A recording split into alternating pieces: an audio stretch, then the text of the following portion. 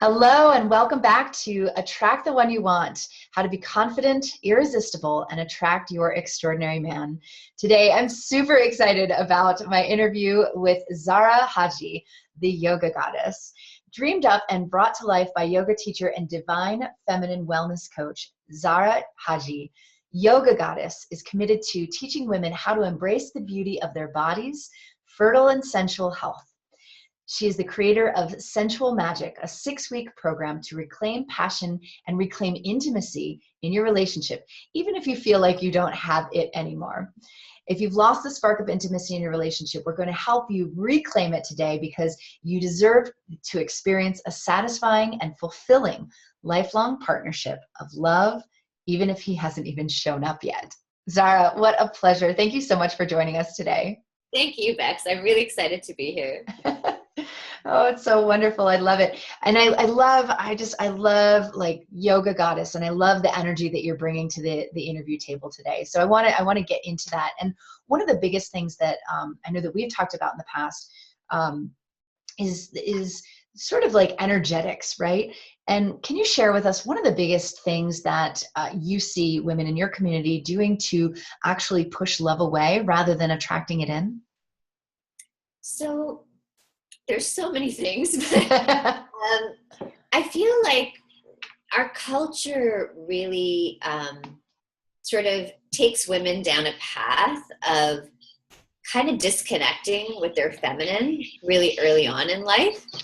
So the qualities of like the feminine that feel maybe that we don't really want to embody, or that we're taught from a young age, it's weak, or periods are gross and something to be hidden, something to be ashamed of, like maybe you smell and so you should douche. Like there's a lot of these negative ideas around being a woman in a woman's body, and a lot of concealment and hush hush, hiding behind closed doors, like God forbid anyone sees you carrying a pad around.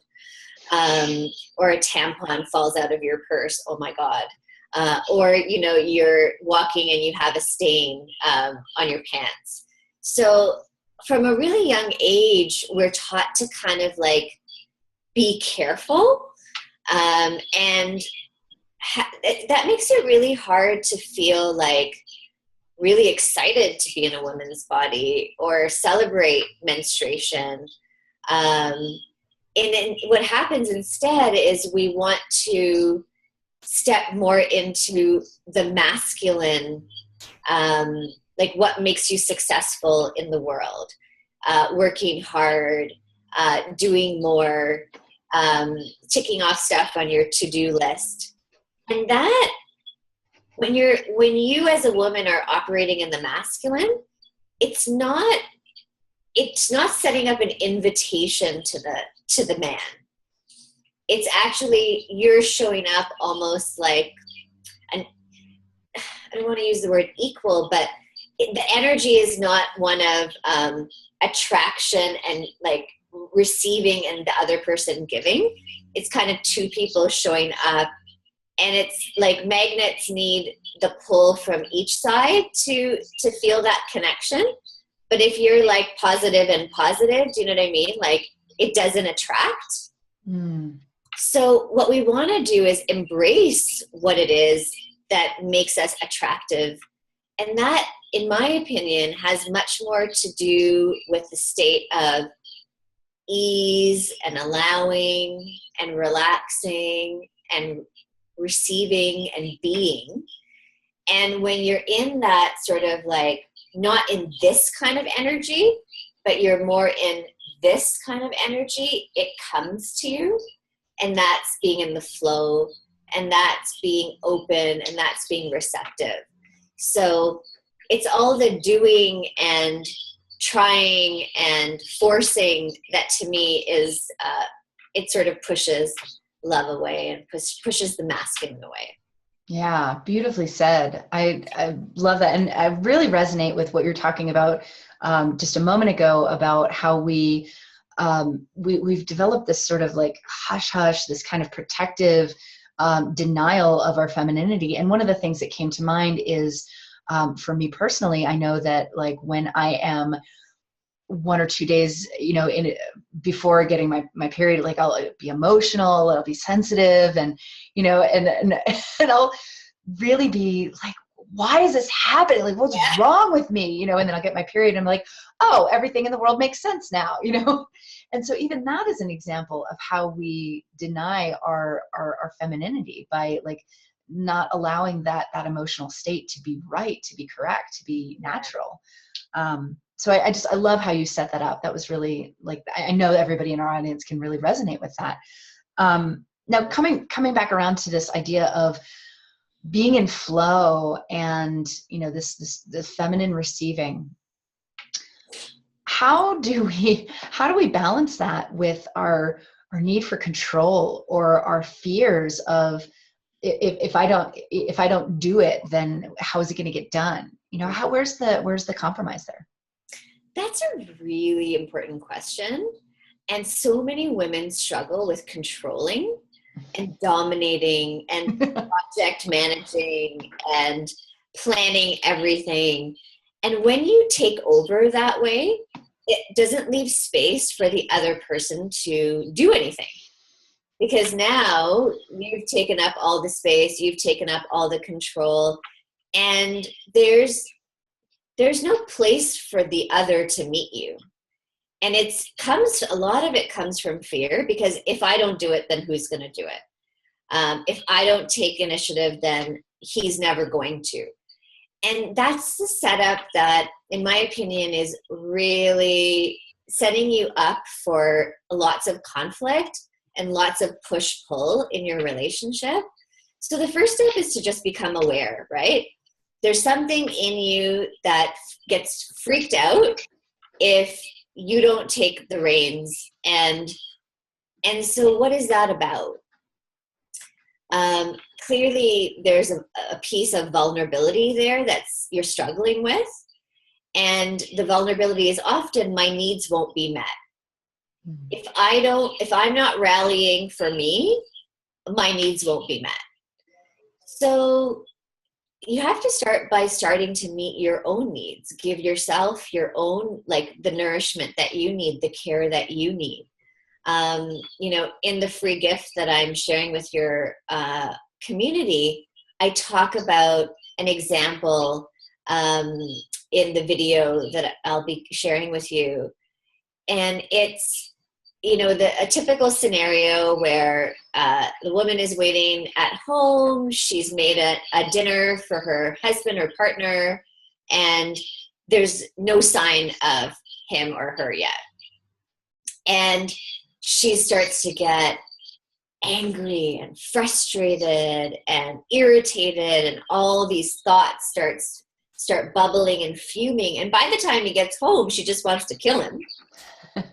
Right. And so now the whole intention of the evening is gone, right?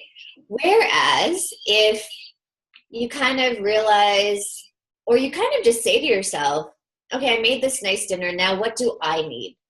Maybe you take a really long shower. Maybe you lie in a lavender and Epsom salt bath. And then when you emerge from the bath, you lather yourself with the most, sensual cream that you have. And maybe you lie down on your yoga mat and you listen to a meditation. And so here you are. You're not just waiting and getting angry. You're still taking care of yourself. You're still doing for yourself. And so when he or she eventually shows up, what a place you're in. And they're going to be excited, and you're going to be so available because you tended to your needs. Mm-hmm. And so you can really extrapolate that in all kinds of ways. And, sorry, just to go back to your original question is, if I don't do it, then who will? So I find with my partner, sometimes it helps just to tell him, you know what, Valentine's Day is coming, get me a card. And you've given him a very direct, clear thing. You know what, he goes and he gets a card, and it's a really good card. That's basic, right? Sometimes it can be that simple. They just need to be told. And once you tell, and it has to be simple, it can't be 30 steps, one thing, and usually they can deliver that. The other thing is you slowly build capacity. Part of it is capacity in you to trust that it's not going to be your way. And you have to be able to let go of that. So if you say to him, I want you to plan a surprise for me on this weekend, you have to be open that he's going to do it his way. It's not going to be your way. And it may not meet all of your criteria, but you're just in a place of receptivity. So these are some key concepts. It's not easy. I started practicing by being in the car and not telling him, turn here, turn there, turn here, turn there. That's a good practice. Just that. Do you know how hard it is to just shut up and there's a better way, but you just have to be in the passenger seat and let him drive. Absolutely. Yeah, totally. And I love this, because it truly, like you said, it gives him space. It gives the other space to be in partnership with us. Yeah. Coming back around to this idea of attraction energy, one of the things that you had said that really stuck in my mind that I want to kind of pick your brain on, dig deeper into is, the difference between being versus doing. And this is in alignment with everything that we're speaking about. But what are some of the ways that we can, I love the driving in the car example, because that's a very, tangible practice that we can take on. But even if we haven't met him yet, even if he's not in our life yet, how do we start to shift from that masculine doing energy that we might have to have in our professional life to, just shifting into the feminine, into that being energy for ourselves? So one really nice way of doing it is practicing. What would it be like, for example, like something you can think of, like a friend of mine who co-created my 6-week program, Sensual Magic, did this practice before she met her husband, or got together with him, because she already knew him. And what she did is she would light the fireplace, take out the Rumi poetry book, and read herself Rumi poetry as though her beloved was doing it for her. So imagining what would it be, what's your, it doesn't have to be your ultimate, but what would be, what would you love? For me, it's Pablo Neruda, because I read Spanish poetry and I love his stuff. And so, I might do something like that. Or you can write yourself a love letter as though it was coming from your beloved. So you're essentially practicing what does it feel like, instead of practicing, oh, I don't have this person, I'm so lonely, everybody else is with someone, it's Friday night and blah, blah, blah. That's practicing something else. It's practicing having what you not having. Yeah. So you have to practice having, and what would you like having to look like? So that's sort of more of a mind, a play shop kind of practice. The other thing that I personally work with my clients on is more about embodiment. So embodying the qualities of the feminine. And that is really different from being the boss at work. It's not about project managing and orchestrating. It's really about moving into a place of sensual, open, receptive beingness. And the easiest way for me to teach that is through yoga and meditation. So my moon goddess practice is all about stepping into the feminine, working with the different goddess energies that manifest through our cycles, and being in connection with the womb as as an energy, as an energy place of creation. And you don't have to be creating a baby. It's your creative energy cycle for anything that you're creating. And as a woman, you always have the potential to create and generate new life. And so if your intention is to generate and attract a partner, who do you want to be? How do you want to show up, right, in that partnership? And in order to step into your sensual feminine, it's really easy to do that, in my opinion, like through the portal, through the path of the menstrual cycle, because it lives inside of you already. So as you start to use your cycle to embrace the different goddess energies, you're not just in one archetype. So the archetype that a lot of A-type personality women are in is the go-getter, or traditionally known as the maiden. Go, do, productivity, get things, deadlines and meeting deadlines and always being on.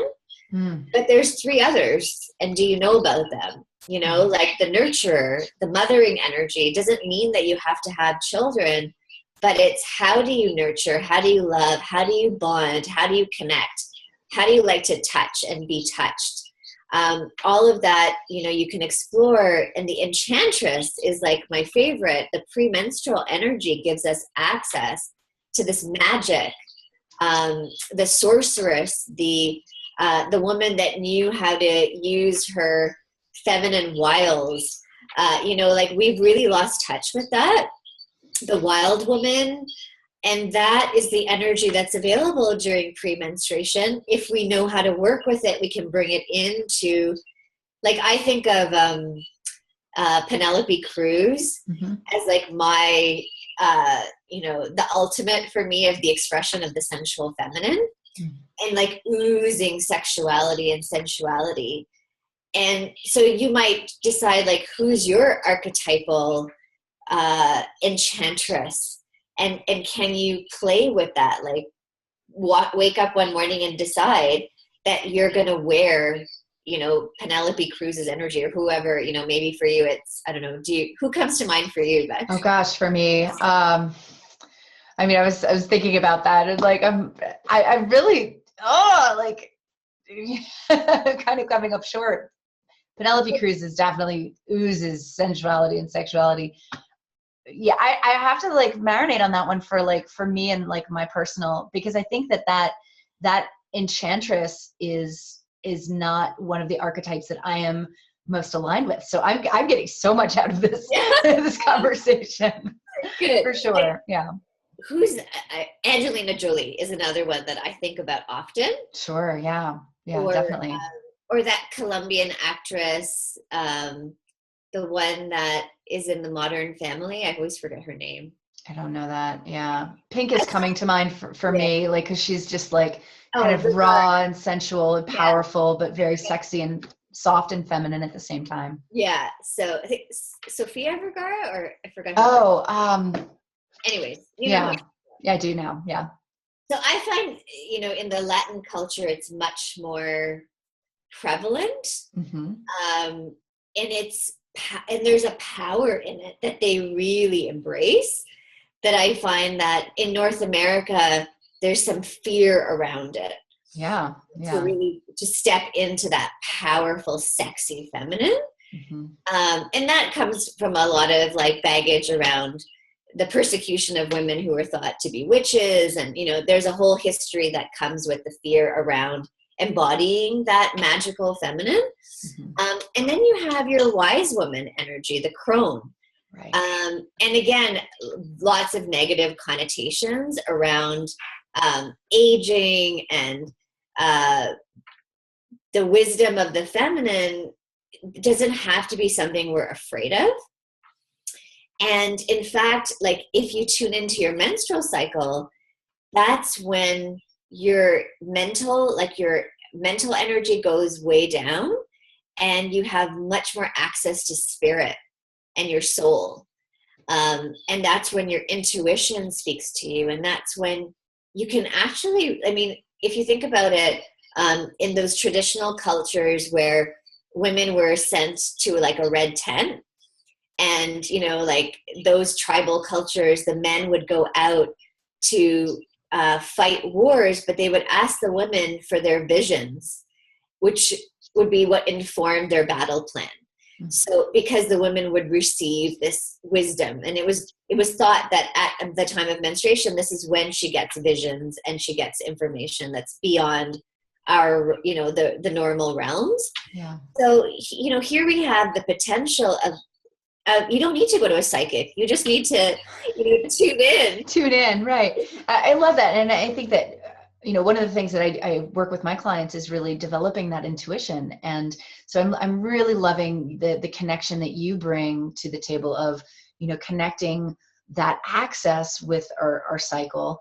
And then, so how, if we're speaking of love attraction, if we're speaking of irresistibility even, you know, and that just not natural, authentic irresistibility, like how does that, how can we link up with our awareness of our cycle and kind of play into that enchantress and as well as heighten our awareness around our intuition? I know that's a big question. Well, it's a good one, because that's essentially, you know, what I teach in sensual magic is how to embody all 4 archetypes and how to apply it in relationship to like how you want to be, whether it's to attract a partner or be with your current partner.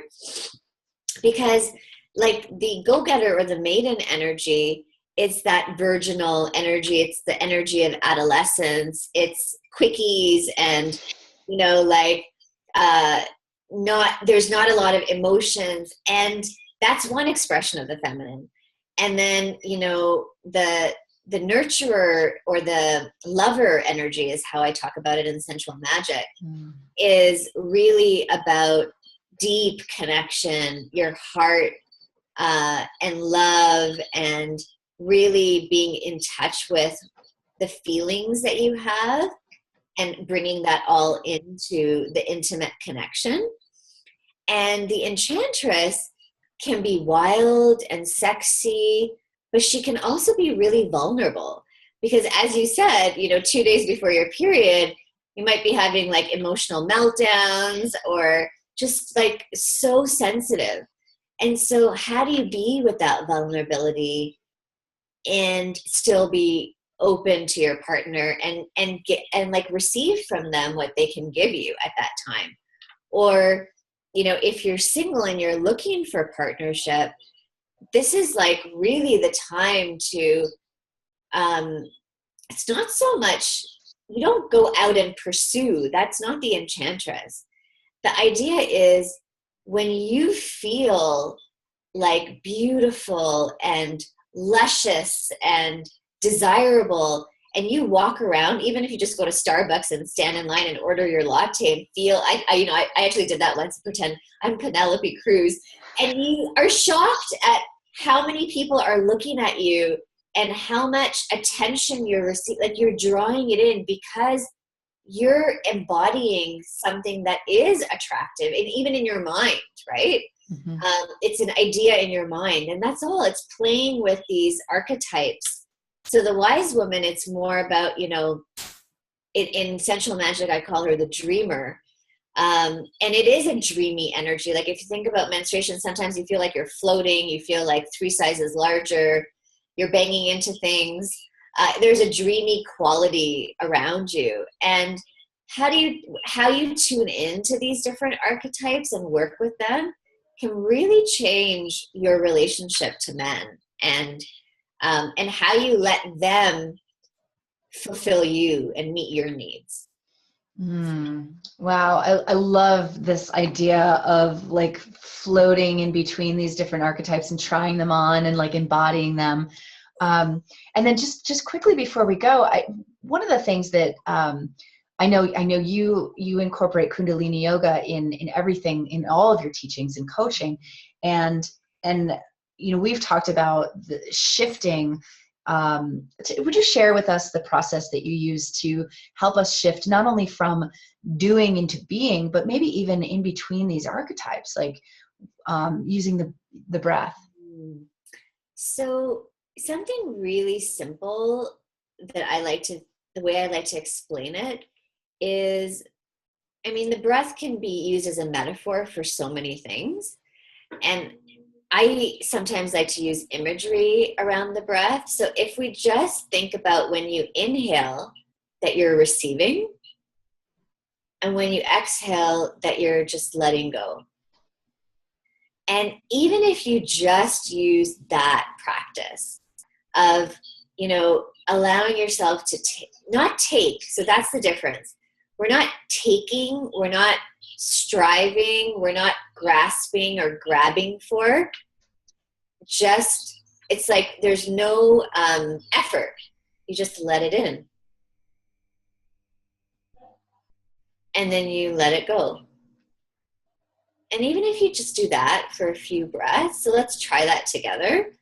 If you just close your eyes and instead of trying to breathe, just let the breath in. And then pause and let the breath out.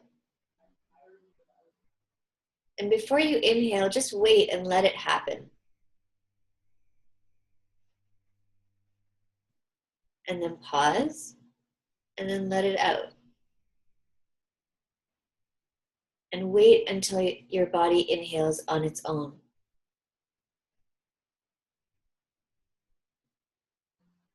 And let it out. So something that simple really shows us that there's nothing for you to do. You know, you're always receiving and you're a part of something much greater than yourself. So a simple thing to just tune into your breath when you get into that anxious place, when you feel worried, time's running out, or you're alone and everybody else is partnered, and whatever the thoughts that are, you know, banging around in your head, you know, you can just put one hand on your heart and just breathe. And that feeling of letting it in and letting it out rather than you have to take it or grab for it. And if you just practice that, in my program, I teach more like Kundalini practices, like you said. So, you know, the breath meditation to balance the menstrual cycle is the one that I use in the program. And that's really, you know, it's amazing because it, like you press each of your fingertips and each fingertip, it connects to this, one of the qualities, the 4 qualities that I spoke about earlier. Mm-hmm. And that connects to the cycle of life. So, you know, the initiation of life, the spark of life, birth, life itself, and then transition, like the premenstrual phase when, you know, their body's ready either to get pregnant or to let it go. And there's a death element to that, and then rebirth. And that's the cycle of the menstrual cycle. That's the cycle of the seasons. That's the cycle of life. And so the mantra that we use actually calls on those different aspects. Each finger represents a different planet and a different emotional space. So there's so much that goes on in Kundalini yoga with breath and mantra and mudra, which is the hand positions. So that's more, you know, complex, and I explained that more in depth, how to use those practices in the program. But you could do something as simple as just inhaling and exhaling. Oh, I love that. And I just love like the metaphor, and then also like activating the parasympathetic nervous system to like bring us to, I love that practice so much. It's like that truly, like if we just release that control, we begin to allow the breath in, and we can just learn so much from that simple practice. Thank you so much for sharing that. And I know our audience is so curious about the courses that you teach and the work that you do. And one of the ways that they can dive deeper with you is your free gift. Would you tell us a little bit about what you're offering today? Yeah, absolutely. So I call it the 5 secrets to tapping into your feminine magic. And really reawakening passion in your relationship or attracting the relationship that you're longing for. So I like to take women through, you know, what is the one thing that can really make you the most attractive and sensual? What's that number one thing? So I talk about that in the video. And, one of the big things that, you mentioned it too, we want to have a way to be able to express negative emotions in a way that doesn't tear our relationship apart, like create that sort of sense of separation. But how do we use vulnerability to bring us together? So I talk about that in the video. And also, a little bit more in depth around the menstrual cycle, which is really connecting to our feminine magic and this ancient wisdom that lives within us. And how do we use that because once we understand ourselves in a deeper way, I have men, I used to have men coming up to me all the time saying, can you talk to my girlfriend or my wife and explain to them what you just told me? Because they can see these shifts in women, but they're not the same all the time. And in our culture, we think of it as, I used to teach a workshop called I'm Not Psycho, I'm Cyclical, period.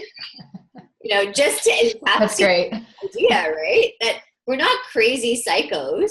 We're actually going through the same thing every month. Like you said, it's happening every month, but if you just brought a little bit more awareness to it, then you can actually use it even in your relationship and how your partner shows up for you and asking for what you need.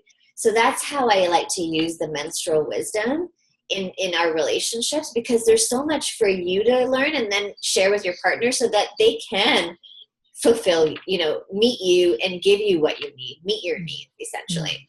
And then I do also talk about yoga and meditation practices that, really enhance our beauty and empower us as women. So all of that you can get in the 5 secrets. Wow. That's a loaded, generous gift. Thank you so much, Zahra, Yoga Goddess. Thank you so much. And for sharing your wisdom today with us. I know that you've definitely changed my life in just this short period of time. And I know that you've had a huge impact on our audience. So thank you again so much for sharing your wisdom. Thank you, Bex. It's really fun to do this interview with you. Yeah, definitely. Take care.